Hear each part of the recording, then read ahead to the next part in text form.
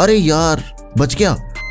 Asus ROG Strix Scar 16 कितना लंबा नाम है ना। Flagship gaming laptop. अब फ्लैगशिप का मतलब है एकदम ही बढ़िया। तो अगर आप भी एक ऐसी मशीन ढूंढ रहे हो ना जिसमें मतलब आपका सब कुछ हो जाए, गेमिंग करनी है, एडिटिंग करना चाहते हो, गेम डेवलपमेंट करना चाहते हो, माया, ब्लेंडर, डाविंची, मतलब कि कोई लिमिटेशन नहीं छोड़नी है आपने कि भैया एक ही बार लूंगा लेकिन सबसे कमाल का लैपटॉप चाहिए मुझे। परफेक्ट चीज है ये, बिकॉज अपने इस लैपटॉप के अंदर i9 का 14 जनरेशन प्रोसेसर है, वो भी 14900HX, मतलब कि सबसे तगड़ा, और 16GB का डेडिकेटेड ग्राफिक कार्ड है, वो भी RTX 4090 लेटेस्ट। स्पेक्स सुन के मजा आ रहा है ना, लेकिन ये चीज भी जान लो कि ये महंगे वाला मामला है। अराउंड 3,30,000 के आसपास मिलेगा हमें ये। अरे यार प्राइस सुन के वीडियो नहीं छोड़नी, देखते हैं कि आखिर इतना महंगा लैपटॉप परफॉर्म कैसे करता है एंड क्या हिसाब निकल के आता है इसका। तो डब्बा खोलते हैं। कुछ ऐसा डब्बा है लैपटॉप का, काफी बड़ी बड़ी ब्रांडिंग कर रखी है, दिखने में सही लगती है वैसे तो, एंड बॉक्स में सीधा अपना लैपटॉप है और 330 वॉट की एक ईंट दे रखी है। सच्ची में यार अगर चार्जर फेंक के मारोगे ना, ईंट वाला हिसाब किताब है इसका, काफी हैवी है ये। उसके बाद एक पावर कॉर्ड है एंड साथ में कुछ पुस्तकें। अब ये चीज देखो एक बारी, ये एक एक्स्ट्रा अटैचमेंट है जो कि हमें बॉक्स में मिलती है और ऐसे ये चिपक जाती है और इसे हम वेबसाइट पे कस्टमाइज भी करवा सकते हैं।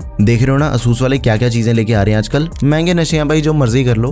तो बी वेरी ऑनेस्ट, डिजाइन वाला मामला एकदम ही फ्यूचरिस्टिक है, मतलब कि आपसे हर कोई आके पूछेगा कि भाई ये चीज क्या है, आगे भी लाइटें, पीछे भी लाइटें, नीचे भी लाइटें, और सही यार दिखने में एकदम ही कमाल चीज लगती है ये। कीबोर्ड के आसपास ऐसे पैटर्न बना हुआ है और एक चीज नोटिस करी कि ट्रांसपेरेंट है सब कुछ, नीचे की जो मेटल की ग्रिल है ना वो भी दिखती है, और कीबोर्ड की राइट साइड पे एकदम ही 3D वाला डिजाइन बना रखा है इन्होंने। बैक साइड पे ROG का लोगो है, लोगो के साथ ही स्ट्रिप दे रखी है जिसपे लिखा है Republic of gamers. Back side तो और भी खतरनाक है, एयर वेंट्स हैं, ROG की ब्रांडिंग दे रखी है। राइट साइड आ जाते हैं एग्जॉस्ट वेंट्स एंड साथ में लेफ्ट साइड भी हैं, और यही नहीं पीछे की तरफ भी एग्जॉस्ट वेंट दे रखी है। पूरी ग्रिल है वैसे तो एक साइड से लेके दूसरी साइड तक। आगे की साइड पे भी एंड टू एंड लाइटिंग है, और देखो जो पीछे वाला एग्जॉस्ट वेंट है ना वहां पे भी हमें RGB स्ट्रिप मिलती है। और भाई इसकी जो बिल्ड क्वालिटी है ना वो एकदम ही शानदार है, टॉबलेट मेटल की है, एक साथ से लिड अपनी ओपन हो जाती है। बेस काफी हैवी है इसका एंड इसका जो वेट है ना वो भी काफी सही है, 2.6 kg के आसपास है लैपटॉप। तो मेन मसाला देखें अब, 24 कोर्स एंड 32 थ्रेड्स वाला प्रोसेसर है लैपी में, i9 का 14 जनरेशन 14900HX। देखो ये जो प्रोसेसर है ना ये 13900HX का सक्सेसर प्रोसेसर है। अब एक चीज यहाँ पे ध्यान देने वाली है कि दोनों ही प्रोसेसर के अंदर ना कोर्स एंड थ्रेड्स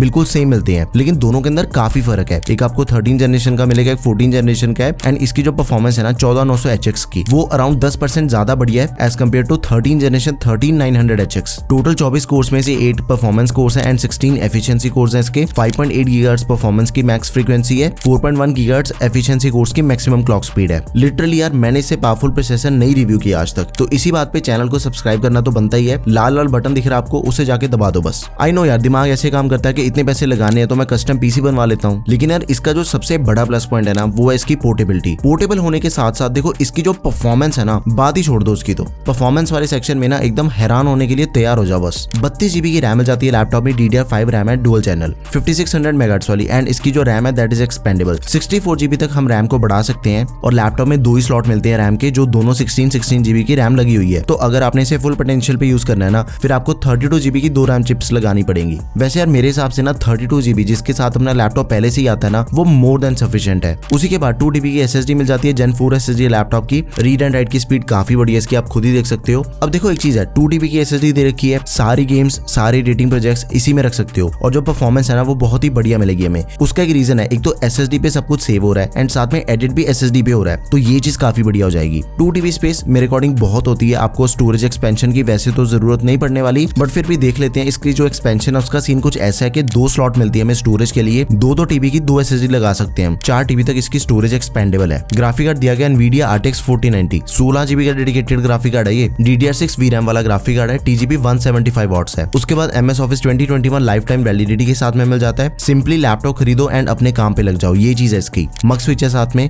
इसकी जो इंटरनल डिस्प्ले है ना उसकी आउटपुट भी चेंज हो सकती है, उसे हम आगे देखते हैं। यार मैं आपको एक चीज कहूंगा कि मेरे अकॉर्डिंग ना आपको इससे ऊपर किसी भी चीज की जरूरत नहीं है, स्पेक्स इतने तगड़े हैं इसके। कनेक्टिविटी भी काफी सही है, Wi-Fi 6E दिया गया, साथ में ब्लूटूथ का 5.3 वर्जन मिल जाएगा। वायरलेस कनेक्टिविटी में मुझे कोई दिक्कत नहीं मिली 1% की भी। एंड इसी के साथ पोर्ट्स पे भी नजर घुमा लेते हैं। राइट साइड पे USB 3.2 Gen 2 type A port है, एंड बाकी जो सारी पोर्ट्स है ना वो हमें लेफ्ट साइड पे मिल जाती हैं। एक थंडरबोल्ट 4 पोर्ट है, 4K 144 हर्ट्ज तक इसकी आउटपुट मिल जाती है और हाई स्पीड डेटा ट्रांसफर हो गया, लेकिन चार्ज नहीं कर सकते इससे। USB 3.2 Gen 2 type C for display power delivery को भी सपोर्ट करती है ये, up to 100 PD charging. Gaming के लिए कम है, सो चार्जर तो हमें कैरी करना ही होगा साथ में।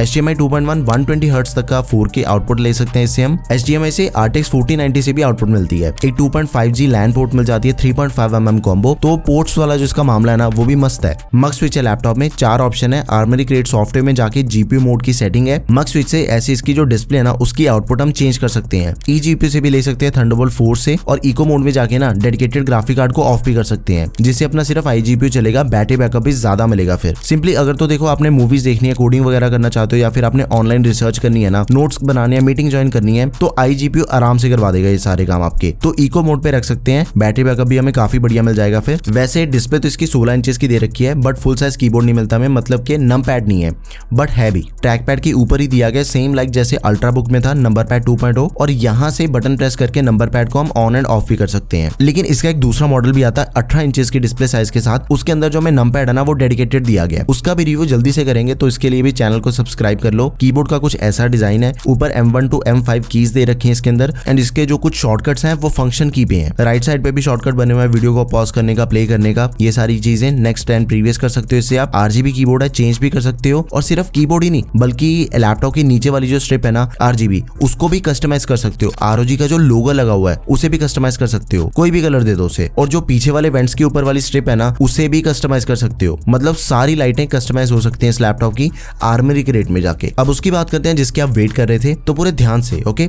2.5 के resolution, 240 hertz very high settings पे वीसिंग ऑन करके 170 to 190 FPS मिल रहे हैं GTA 5। 2.5 के resolution, 240 hertz very high setting, vsync off कर दिया। फिर मैंने जो FPS मिल रहे हैं वो बिल्कुल ही सेम है, जैसे इसमें सारी सेटिंग्स पे मैक्सिमम मिल रही है ना, लेकिन स्पाइडरमैन के अंदर डिफरेंट सीन है। 2.5 के 240 hertz very high settings, DLSS on करने, वीसिंग ऑन करके 170 से लेके 175 FPS मिल रहे हैं। और दूसरी सेटिंग पे 2.5 के resolution, 240 hertz very high settings, DLSS on, लेकिन वीसिंग ऑफ कर दिया यहाँ पे, फिर 135 to 150 FPS। सही में यार मजा आ गया गेम खेल के। तो counter strike 2 full HD default setting 360 to 380 FPS मिल रहे हैं, और 2.5 के रेजोल्यूशन हाई सेटिंग्स पे 380 FPS मिल रहे हैं। मतलब कि कमाल ही कर दिया इस लैपटॉप ने। तो COD मॉडर्न वॉरफेयर 2 2.5 के resolution, 240 hertz and max setting पे 350 से 380 FPS मिल रहे हैं। और सबसे लास्ट में वेलोरेंट 2.5 के रेजोल्यूशन, वीसिंग ऑन करके हाई सेटिंग्स पे 225 FPS मिल रहे थे, एंड ये मैक्सिमम है, इससे ज्यादा नहीं मिले मुझे। लेकिन वीसिंग ऑफ करते ही सेम सेटिंग्स के ऊपर ना FPS बढ़ के 550 हो गए, तो ये चीज काफी बड़ी है। उसके बाद हाई सेटिंग्स के ऊपर वीसिंग ऑफ करने पे मिल रहे थे 450 से 500 FPS, high setting full HD resolution, vsync on करने पे 225 FPS। जब मैंने दोनों टाइम पे वीसिंग ऑन किया ना, मुझे 225 FPS मिल रहे थे, चाहे 2.5 के रेजोल्यूशन है एंड चाहे फुल HD रेजोल्यूशन है। और उसके बाद फुल HD मीडियम सेटिंग्स पे वीसिंग ऑफ करने के बाद 530 से लेके 580 FPS मिल रहे थे। लो सेटिंग्स पे तो बात ही छोड़ दो, आप वीसिंग ऑफ करके फुल HD लो सेटिंग्स पे 700 से 750 FPS मिल रहे थे। तो ये चीज तो मतलब कमाल ही है। अब मेरी फेवरेट चीज एडिटिंग, भाई साहब क्या ही परफॉर्मेंस निकाल के दी इस लैपटॉप ने। मेरे स्टूडियो के अंदर जितने भी डेस्कटॉप है ना उन सबसे बढ़िया परफॉर्मेंस है इसकी। 4K टाइमलाइन चल रही है एकदम ही स्मूथ बिना लैग के, एंड वो भी फुल क्वालिटी पे, कोई हाफ या फिर 1/4 नहीं है। अब देखो एक चीज है, आफ्टर इफेक्ट्स का भी ना सब कुछ एकदम बढ़िया से होता है। मल्टी लेयर करो जितनी मर्जी 4K, आफ्टर इफेक्ट्स के जितने मर्जी एलिमेंट ऐड कर लो, प्रीमियर प्रो के अंदर कोई चक्कर नहीं है। डिस्प्ले भी काफी बढ़िया इसकी, फोटोशॉप भी बहुत ही आराम से चल गया था, एंड डिस्प्ले का जो मजा है ना वो इसकी कलर एक्यूरेसी के अंदर है, एकदम ही परफेक्ट। अगर आप मेरी तरह बिल्कुल ही छेड़छाड़ करते हो ना कलर्स के साथ, नो टेंशन, जितनी मर्जी कर लो, आपको कोई दिक्कत नहीं आने वाली। डिस्प्ले इसकी इतनी बढ़िया है। ऑडियो प्रोडक्शन वाले आपके सारे काम हो जाएंगे, मिक्स मास्टर हो गया, 3D रेंडरिंग होगी, ब्लेंडर चलाना, अगर आपने गेम्स बनाना चाहते हो ना, AI के सॉफ्टवेयर पे काम करना, सब कुछ एकदम मक्खन चलेगा। एक्चुअली ना ये चीज बनी इन सभी कामों के लिए है। अगर इसे बाय करने के बाद ना कुछ मजेदार नहीं किया, फिर इसे लेने का कोई फायदा नहीं है, फिर पैसे लगाने का कोई मतलब नहीं बनता इसके ऊपर। अब एक नजर इसके नंबरों पे भी हो जाए, Cinebench 823 2023 25,641 मिल रहे हैं, एंड साथ में 2152, Cinebench 823 2024 126 एंड 1416 GPU के मिल रहे थे 23031, काफी तगड़े स्कोर है ये। 3D Mark 19309 time spy score है ये। CPU के मिल रहे थे 14,654 एंड ग्राफिक्स के 20,456, क्रॉस मार्क ओवरऑल मिल रहे 2254, Geekbench 6 के हैं 2973 एंड साथ में 17494, ओपन CL स्कोर GPU के हैं 194,731।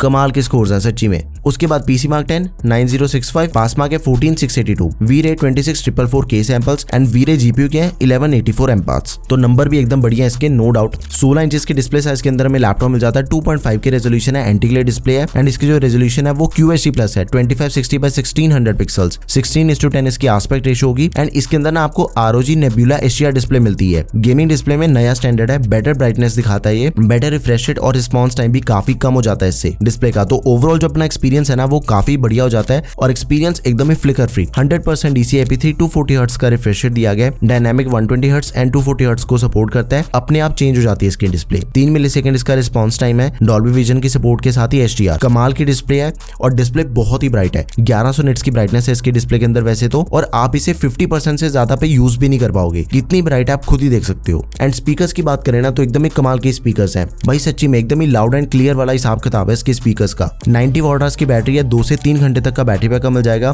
गेमिंग तो चार्जर लगा के ही करनी है, नॉर्मल यूजेज के ऊपर ना आपको 3 घंटे से थोड़ा ज्यादा बैटरी बैकअप मिल जाएगा अगर RTX 4090 को यूज ना करें। देखो नॉर्मल यूजेज के टाइम पे तो अपना iGPU से काम हो जाएगा, तब निकालेगा ये बैकअप। तो ये चीज केस टू केस डिपेंड करती है। अडेप्टर इसका 330 वॉट का है, बहुत ही भारी भरकम है, वही ईंट वाला मामला। अब देखो आप ना आर्मरी क्रेट से सब कुछ मॉनिटर कर सकते हो, यूटिलाइजेशन कितनी है, देन कस्टमाइजेशन के भी सारे ऑप्शंस आपको इसी सॉफ्टवेयर के अंदर मिल जाते हैं। RGB को कस्टमाइज कर सकते हो, मक स्विच की सेटिंग जो हमने देखी थी ना वो यहीं से चेंज कर सकते हो, हॉट कीज को भी कस्टमाइज किया जा सकता है इसके थ्रू, लैपटॉप का बेसिक मोड भी चेंज कर सकते हो। मतलब आपको सारे लैपटॉप का जो कंट्रोल है ना वो यहीं से हो जाता है, एक ही सॉफ्टवेयर पे सब कुछ हो जाएगा। एंड सॉफ्टवेयर बहुत ही सिंपल है, 2-3 बार यूज करोगे ना आदत पड़ जाती है फिर उसके अंदर कोई दिक्कत नहीं है। तो ये था स्कार 16। देखो काफी टाइम के बाद एक्चुअली पहली बार मैं आपको ये चीज बोल रहा हूँ कि कोई लैपटॉप डेस्कटॉप को रिप्लेस कर सकता है। अगर कोई लैपटॉप कर सकता है तो ये वाला कर सकता है। इतनी कमाल की परफॉर्मेंस मिल जाती है, चाहे हम डिस्प्ले की बात करें, बिल्ड क्वालिटी की बात करें, प्रोसेसर, ग्राफिक कार्ड, सब कुछ दी बेस्ट। बस नमपैड नहीं है इस लैपटॉप के अंदर, लेकिन वो भी कोई बड़ी चीज नहीं है। अगर आपको नमपैड चाहिए 18 इंचेस वाला आप बाय कर सकते हो, आपको 18 इंचेस की डिस्प्ले मिल जाएगी और फुल साइज फिजिकल नमपैड मिल जाएगा। स्कार 16 का प्राइस है 3,30,000 रुपए, लिंक डिस्क्रिप्शन बॉक्स में है, जरूर चेक करो। एंड वीडियो आपको कैसी लगी वो मुझे कमेंट सेक्शन में जरूर बताओ। अगला रिव्यू कौन से लैपटॉप का करूं ये चीज मुझे आप कमेंट सेक्शन में जरूर बताओ।